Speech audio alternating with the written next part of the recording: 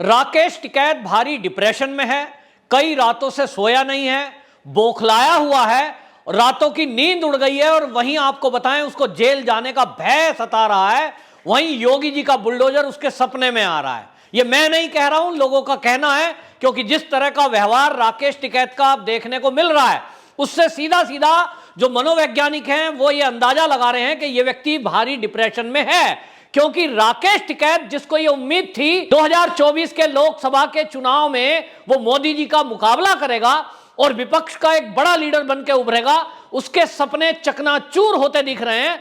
और मोदी जी का चुनाव तो दूर, वो 2022 का उत्तर प्रदेश का योगी जी का चुनाव भी फेस नहीं कर पाएगा। क्योंकि आपको बताएं, मोदी जी की रणनीति ने और अजीत डोभाल की कुशल नीतियों ने, इंटेलिजेंस विभाग ने मिलकर के ये फर्जी किसान आंदोलन का भांडाफोड़ कर दिया है। आपको बताएं, जिस दिन से ये किसान आंदोलन शुरू हुआ था उसी दिन मोदी जी की टीम एक्टिव हो गई थी कि इस आंदोलन के पीछे कौन है, इन षड्यंत्रकारियों का पता लगाया जाए। दूसरी तरफ इस तरह से कि जो इनके मंसूबे हैं कि देश में किसानों के नाम पर हिंसा फैलाई जाए, मोदी सरकार को किसानों विरोधी बताकर बदनाम किया जाए, इस देश में खालिस्तानी आंदोलन फिर से लॉन्च किया जाए, देश में सिख और हिंदुओं को आपस में लड़ाया जाए, इन सारी साजिशों को भांडाफोड़ करने के लिए मोदी जी, अमित शाह की टीम एक्टिव हुई। और इस एक्टिवनेस के कारण एक एक करके जो देश के दुश्मन थे उनको ध्वस्त किया गया। सबसे पहला काम किया गया कि इसके पीछे कौन लोग हैं उनका पता लगाया गया। पता चला गुरु पतवंत सिंह पन्नू, पता लगा इसमें खालिस्तानी एंगल। और इसलिए सरकार ने पहला काम यह किया कि जो लोग इस आंदोलन को फंडिंग कर रहे थे उनको एक्सपोज किया। जिन जिन देशों से वो फंडिंग आ रही थी उन देश की सरकारों से संपर्क किया और सरकार से संपर्क करके उन एनजीओ पर रोक लगाई जो एनजीओ के नाम पर यहां किसान आंदोलन में पिज्जा खिला रहे थे, इनको एसी चलाने के लिए, शराब पीने के लिए पैसा दे रहे थे। तो जब ये फंडिंग बंद हुई, हवाला के जरिए जो पैसा आ रहा था उसको बंद करने का काम हुआ। पहला काम यह हुआ। दूसरी तरफ सरकार ने यह काम किया कि पंजाब के कुछ जत्थेबंदियों से संपर्क किया और जत्थेबंदियों ने अपने धार्मिक प्रवचनों के द्वारा, गुरुद्वारे के द्वारा लोगों को यह ज्ञान दिया कि हम जिस पंथ को मानते हैं, जिस गुरु नानक साहब देव जी को मानते हैं, वो हिंदुओं की रक्षा के लिए ही ये पंथ बना है, ना कि आपस में लड़ने के लिए। और इसलिए आप देखें कि उनके असर हुए प्रवचनों का ये फर्क पड़ा कि ये आंदोलन धीरे धीरे धीरे धीरे ध्वस्त होता गया। और जो लोग ये सोच रहे थे कि पंजाब में एक बार फिर से आतंकवाद को वो फैला पाएंगे, फिर से नशे की खेप को युवाओं तक पहुंचा पाएंगे, उनके मंसूबों पर पानी फिर गया। और इसी के कारण यह आंदोलन बेशक देखने में 1 साल चला, लेकिन आप इसके पीछे देखेंगे, यदि इसमें सरकार ने जल्दबाजी की होती, बल प्रयोग किया होता, तो बवाल ज्यादा होता, आंदोलन ज्यादा फैलता। और इस तरह की साजिश करने वाले लोग जो लाल किले में ट्रैक्टर पलटने को पुलिस की गोली से मरा हुआ बता सकते थे, जो लखीमपुर खीरी में जीप चढ़ने को लेकर केंद्रीय गृह राज्य मंत्री का इस्तीफा मांग रहे थे, उनके षड्यंत्र शायद उस समय सफल हो जाते यदि सरकार इतने धैर्य से इसमें काम ना करती। बहरहाल मोदी सरकार ने धैर्य के साथ एक एक दुश्मन को ध्वस्त किया और उसके बाद 3 कृषि बिल जो वापसी लिए हैं, ये उसी कड़ी का हिस्सा है। बेशक कुछ लोग अभी भी मोदी की आलोचना करते हुए ये कहते हैं कि 56 इंच का सीना कहां चला गया। 56 इंच का सीना वही है, लेकिन ये एक रणनीति का हिस्सा होता है कि यदि कभी ऐसा लगे कि कोई देश के अंदर भी दुश्मन बैठे हुए हैं, तब कभी अपने के ऊपर गोली नहीं चलाना, ये कमजोर नहीं, ये हमारी महानता होती है। और ये मोदी जी के करने से ये जो आंदोलनकारी थे, इसमें सबसे ज्यादा झटका अगर लगा तो वो राकेश टिकैत को लगा। क्योंकि राकेश टिकैत वो व्यक्ति है जहां एक तरफ इस आंदोलनकारियों से जो सूत्र बता रहे हैं वो ये कि 2024 लोकसभा के चुनाव तक का उसने टेंडर लिया था, यानी उसने ठेका लिया था, उसको झटका लगा।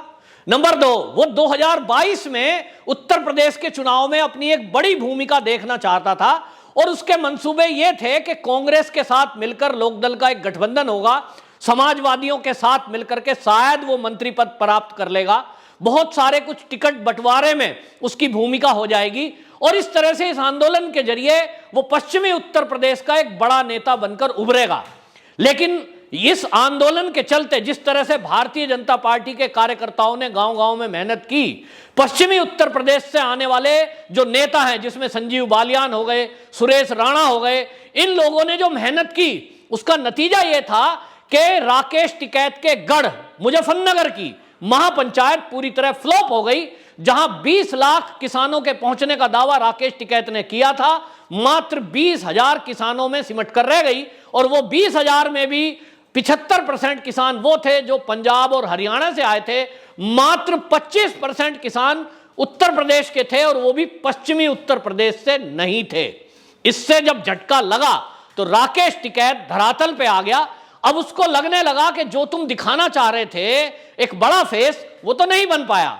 दूसरी तरफ जानकार ये बताते हैं कि जिस दिन इसने आंदोलन खत्म करने की घोषणा पिछले साल 26 जनवरी में की थी, 2021 26 जनवरी, उस घटना के बाद जो वो रोने वाला नाटक हुआ है, उसको लोगों ने कहा कि ये रोने का नाटक राकेश टिकैत के द्वारा इसलिए किया गया क्योंकि उसको योगी बाबा का संदेश मिल चुका था और योगी जी का सख्त निर्देश था कि इसको गिरफ्तार ना किया जाए, इसके ऊपर एनएसए लगेगा और एनएसए लगेगा तो इसकी संपत्ति जब्त होगी। उत्तर प्रदेश में गुंडा एक्ट कानून है और रासुका में भी जो भी निरुद्ध किए जाते हैं उनकी संपत्ति जब्त करने का कानून योगी जी ने बना रखा है। तो इसको सरकार की तरफ से यह मैसेज मिल चुका था योगी बाबा का कि अब आप जब तक बैठना चाहें बैठिए, लेकिन जिस दिन उठेंगे उस दिन सीधे उठा लिए जाएंगे और आपकी संपत्ति जब्त होगी। आपकी जो आजीवन यात्रा है, अगली यात्रा जेल में होगी। उसी दिन से ये राकेश टिकैत की बौखलाहट है और ये रास्ता ढूंढने में लग गए कि अब मैं बचूं तो कैसे बचूं, योगी जी के बुलडोजर से कैसे बचूं, उनका जो चाबुक चलता है कानून का उससे मुझे कौन बचा सकता है। और इनके ध्यान में एक ही नाम आया कि योगी जी से कोई बचा सकता है तो वो दो ही व्यक्ति इस भारत में हैं, एक अमित शाह और एक मोदी जी। और दोनों से संपर्क करने के बहुत कोशिश की गई। जहां एक तरफ बड़बोलेपन से कई बार उल्टे सीधे बयान दिए, वहीं आप ध्यान करेंगे तो मोदी जी और अमित शाह के बारे में एक शब्द कभी भी राकेश टिकैत ने अपशब्द नहीं बोला उसके बाद, क्योंकि इनकी मंशा थी कि कहीं ना कहीं किसान आंदोलन की पावर को देखते हुए मोदी जी उनको बुलाएंगे और मोदी जी की टेबल पे वो जो बैठकर बात करने वाला है वो ये बात करेगा कि मेरे ऊपर से जो मुकदमे हैं साहब उन्हें वापस ले लो और योगी बाबा जी को कंट्रोल में कर लो। लेकिन राकेश टिकैत के ये मंसूबे भी धरे रह गए क्योंकि मोदी जी और अमित शाह ने उनको कोई टाइम नहीं दिया और तीनों बिल एक ही झटके में मोदी जी ने वापस ले लिए। इन वापसी की राकेश टिकैत को कतई उम्मीद नहीं थी और इस वापसी के बाद पंजाब के जत्थेबंदियों का जो बयान आया, उन्होंने बाकायदा ये बयान दिया है, उसकी वीडियो वायरल हुई कि इस देश में कोई साजिश करता लोग सिख और हिंदुओं को आपस में लड़ाना चाहते थे। इस आंदोलन में जब 3 कृषि बिल वापसी की बात थी जो मोदी जी ने वापस ले लिए, इसके बाद इस आंदोलन को चलाने की कोई एक औचित्य नहीं रह गया है। सब लोग अपने अपने घरों को लौट जाएं। जत्थेबंदियों के इस वीडियो के बाद, इस संदेश के बाद पंजाब के ज्यादातर लोग अपने घरों को लौट गए। कुछ लोग बचे थे जिनके लिए भंडारा गुरुद्वारे की तरफ से चलाया जा रहा था। आपको बता दें कि बाकी मांगे जो थी किसानों की, जब सरकार ने वो भी मान ली, उसके बाद वाइंड अप हो गए वो भी। और आपको बताएं, इस मांग में किसानों ने मांग रखी थी कि एक काम यह किया जाए कि एमएसपी पर गारंटी दी जाए। सरकार ने कहा एमएसपी पर गारंटी देने के लिए एक कमेटी की जरूरत होगी और वो कमेटी बनाई गई और कमेटी के बनाने के बाद आपको बताएं लगभग 22 फसलों पर सरकार ने, केंद्र सरकार ने घोषणा की है, commission for agriculture cost and price की सलाह से 22 फसलों पर एमएसपी की घोषणा कर दी गई। दूसरी मांग इन्होंने की कि पराली जो जलाई जाती है वो मजबूरी में जलाई जाती है, उसको अपराध ना माना जाए। इसको भी सरकार ने मानते हुए कह दिया ये अब अपराध नहीं रहेगा। तीसरी मांग थी कि बिजली बिल को संशोधित किया जाए। इसमें भी केंद्र सरकार ने कह दिया कि बिजली का जो बिल संशोधन विधेयक है उसको भी मान लिया गया है। अब मांग कौन सी बची? एक मांग इनकी प्रमुख मांग में थी कि जो किसानों के ऊपर एफआईआर दर्ज हुई हैं अलग अलग राज्यों में, उन सभी एफआईआर को रद्द किया जाए।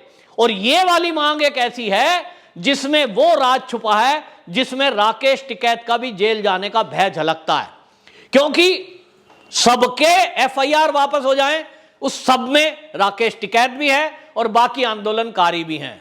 ये चाहते हैं कि सबके ये एफआईआर वापस हो जाएं, ये वाली मांगने तक सरकार पे दबाव बनाया जाए। लेकिन यहां भी आपको मैं बता दूं, केंद्र सरकार ने अपनी नीति स्पष्ट कर दी और उन्होंने कहा कि ये जो एफआईआर हैं ये अलग अलग राज्यों में है, जिसका केंद्र में कोई दखल नहीं है। इसमें जो निम्न धाराओं में यानी हल्की धाराओं में केस दर्ज है उनको सरकार वापस लेगी, ऐसा आदेश हो चुका है। अब इसका मतलब यह हुआ कोविड प्रोटोकॉल तोड़ने के एवज में हजारों एफआईआर हुई हैं, वो 55,000 के करीब हरियाणा में दर्ज है, जिसमें लगभग 50,000 से ऊपर वो एफआईआर है जो कोविड प्रोटोकॉल के उल्लंघन की हैं, और इसलिए उनको सरकार आसानी से वापस ले लेगी। लेकिन पुलिस कर्मियों पे हमला करना, कानून व्यवस्था को तोड़ना, धारा 144 का उल्लंघन करना, या जिस पर एनएसए लगा है, राष्ट्रीय सुरक्षा कानून लगा है, या राष्ट्रद्रोह की धारा लगी है, वो वापस नहीं होंगी। और जानकारों का मानना है कि राकेश टिकैत के ऊपर राष्ट्रीय सुरक्षा कानून या इस तरह की राष्ट्रद्रोह की धाराओं में केस दर्ज हो सकता है, क्योंकि 26 जनवरी की घटना के जो गुनाहगार हैं उनके लिंक कहीं ना कहीं, और उसके लिए जिम्मेदार ये प्रमुख लोग हैं, क्योंकि गाजीपुर बॉर्डर से भी काफी संख्या में ट्रैक्टर लाल किला गए थे। उनकी फुटेज उत्तर प्रदेश की पुलिस के पास है सबूत के साथ। और इसीलिए राकेश टिकैत की रातों की नींद उड़ गई है कि यह आंदोलन खत्म होने जा रहा है, सब लोग वाइंड अप कर रहे हैं। और आपको बता दूं, जो गुरुद्वारा टीकरी बॉर्डर और सिंगू बॉर्डर पर और गाजीपुर बॉर्डर पर इनको रोज लंगर खिला रहा था, जैसा मैंने पहले कहा, जो पैसे आ रहे थे हवाला के जरिए वो तो रुक ही चुके हैं।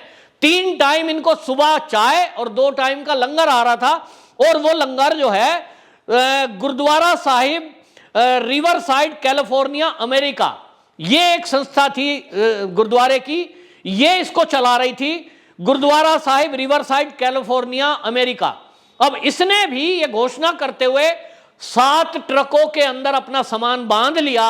जब पत्रकारों ने पूछा कि आप कहां जा रहे हैं, उन्होंने कहा कि क्योंकि अब मुद्दा खत्म हो गया, सरकार ने लगभग सारी शर्तें मान ली, इसलिए अब हम जा रहे हैं वापस पंजाब। अब जब लंगर खिलाने वाला ही नहीं बचेगा तो यह आंदोलन चलेगा कैसे? और इसलिए राकेश टिकैत की नींद उड़ गई है और उसकी बौखलाहट है, वो डिप्रेशन में है। दिखाई दे रहा है कि रिपब्लिक चैनल की पत्रकार जब सवाल पूछती है तो वो कह देता है मुझे छेड़ दिया। क्या लड़की किसी लड़के को छेड़ती है? और वो भी तब जब वो भीड़ में खड़ा हो। मतलब इस तरह की बौखलाहट ये चेहरे से दिख रहा है, जिसको देखकर कुछ मनोवैज्ञानिकों का कहना है, क्योंकि राकेश टिकैत अब भारी दबाव में है, उनको चिंता सता रही है कि मेरी संपत्ति जब्त हो जाएगी जो मैंने कई साल में धरना प्रदर्शन से बनाई है। दूसरा, एक छवि खराब हो जाएगी, और टिकट तो मुझे कोई पूछ ही नहीं रहा, पार्टी में कोई मुझे शामिल नहीं करेगा, क्योंकि अब उत्तर प्रदेश ही नहीं पूरे भारत के किसान राकेश टिकैत को खोज रहे हैं कि वो आदमी कहां है जिसने गरीब किसानों के हक मारकर उसके लिए जो फायदे के 3 कृषि बिल थे उनको वापस कराया है। वंदे मातरम।